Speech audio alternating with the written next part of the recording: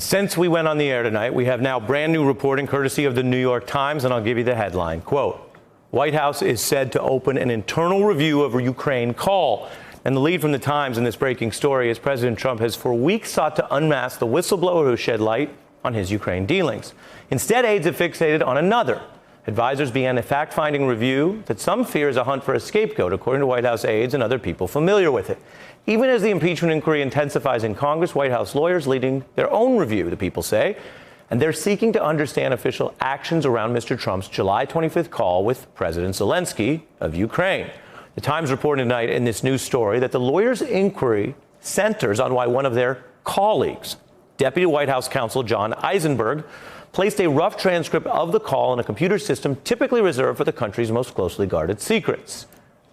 Now, that is quite a story. You may remember it was this anonymous whistleblower, now two, but initially one, that reported that the reconstructed transcript of that July conversation was moved, many thought suspiciously, to the standalone server that would be reserved for other things, for highly classified information. Now, the Times reports that Eisenberg reacted, quote, angrily to suggestions that he is under scrutiny. That's according to two sources. The Times also reports tonight that while it's unclear who sought the review, acting White House Chief of Staff Mick Mulvaney has, quote, encouraged it. And Mulvaney aides are helping the White House counsel's office, which is led by Pat Cipollone, to conduct it. Again, according to this news story, quote, the review is among multiple efforts inside the White House to learn more about the president's July 25th call and the events surrounding it. These people say other lawyers in the White House counsel's office have interviewed staff members about how Mr. Trump's calls with foreign leaders are typically handled. In addition to this breaking story, we are tracking everything coming out of the Congress tonight after Speaker Pelosi's press conference. And I'm joined now by two Democratic members of the House Intelligence Committee, Congressman Jackie Speier of California and Congressman Denny Heck of Washington. Good evening to both of you. Congressman Heck, we will get to everything that happened on the Hill today, but your reaction to this breaking news, and what does it mean that the New York Times says the White House is conducting the review in this manner? Well, as we have feared all along, we think that the White House is engaging in an attempt to discover the identity of the whistleblower, Ari. And the fact of the matter is that the Intelligence Community Whistleblower Protection Act affords the right of anonymity to the whistleblower. And let's remember why that is. Well, let me stop you there, just to understand.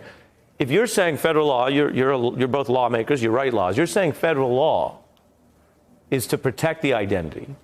If the White House counsel's office, the White House lawyers, are doing something to try to expose the identity, are you suggesting then the story means that the White House lawyers may be trying to break the law? Add it to the list, Ari.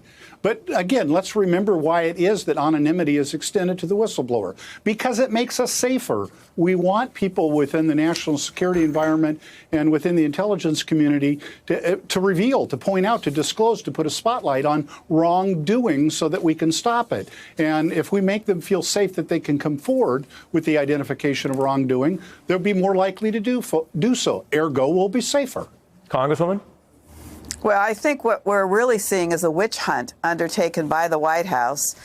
He wants to find out who is the whistleblower for one reason and one reason only. So he can besmirch that individual, can tear that person down, and can do what he does to so many other people who challenge him, and that is to destroy him.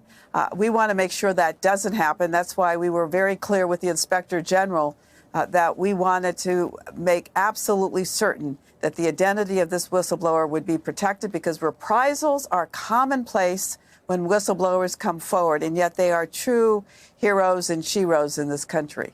And Congresswoman, turning to the reason we requested both of you, this dramatic meeting today, we heard the Speaker debrief on it afterward.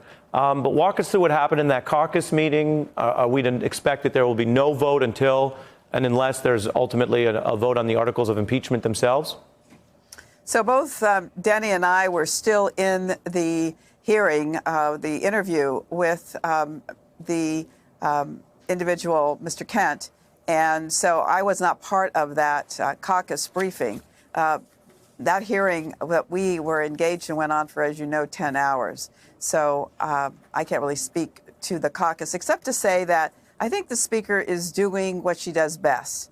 She is protecting the caucus and making sure that the Constitution is protected as well. And that's why we are pursuing this particular investigation with the kind of alacrity that it deserves.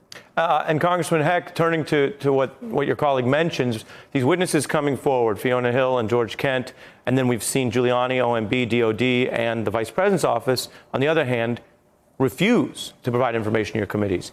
How do you view that distinction, and what did you learn today that you can tell us about?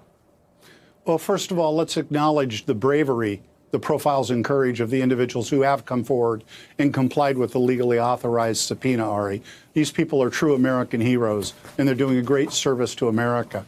So that's the first and most important thing. Secondly, with respect to the president ordering his employees to refuse to participate or to comply with the legally authorized subpoena, the chairman has made it very clear that he is going to take that as an act of obstruction of the United States Congress and their lawful discharge of their Article 1 responsibilities. And number two, as a tacit acknowledgement of guilt, because clearly they're hiding something. It only adds to the case against them.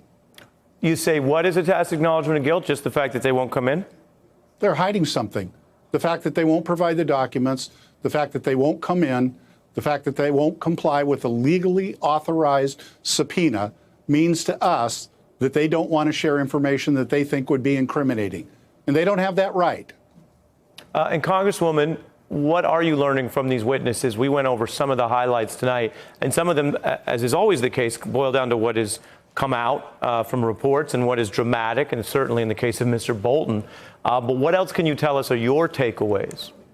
I think what we are most concerned about is the shadow government that was being run by Rudy Giuliani and the president, not placing the interests of our national security or our diplomats and foreign service officers, who I think in the end are going to be seen as pursuing one approach, which is in fact what our consistent approach has been with foreign countries. And then you have this rogue operation with Rudy Giuliani and the president. I'm deeply concerned that what we have here is a major crisis in the State Department, in our Foreign Service.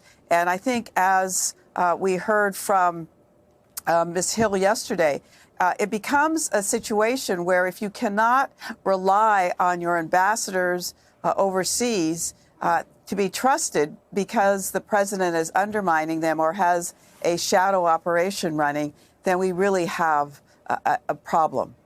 And Congresswoman, these have been famously closed-door sessions, and we've heard about the precedent for that and how that provides evidence gathering without the glare of the lights and television and the rest. I wonder, for what we haven't learned yet, when and how do you see that coming out?